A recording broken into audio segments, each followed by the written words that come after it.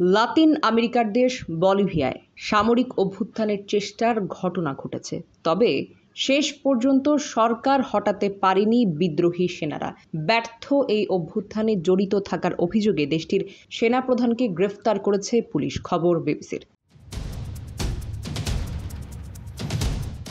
বুধবার সন্ধ্যায় দেশের রাজধানী লাপাজের ঐতিহাসিক মুরিলো স্কয়ারে অবস্থান নিতে শুরু করে বিদ্রোহী সেনা ও সাজোয়াজান। এই চত্বরে বলিভিয়ার প্রেসিডেন্টের বাসভবন ও কংগ্রেস ভবন অবস্থিত। অভিযানের এক পর্যায়ে একটি ট্যাঙ্ক প্রেসিডেন্টের বাসভবনের ধাতব ফটক ভেঙে ফেলার চেষ্টা করে।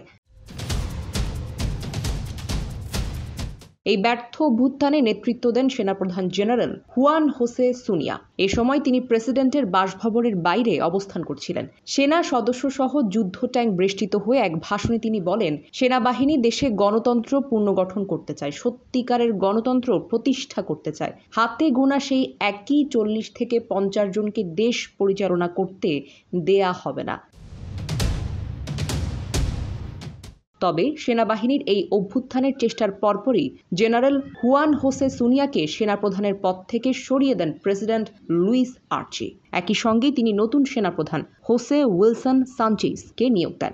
নিয়োগ পাওয়ার পরপরই সেনাদের ব্যারাকে ফিরে যাওয়ার নির্দেশ দেন তিনি। দেশের প্রেসিডেন্টও এই আহ্বান জানান। এরপর সেনারা মুরিলো চত্বর থেকে সরে যান।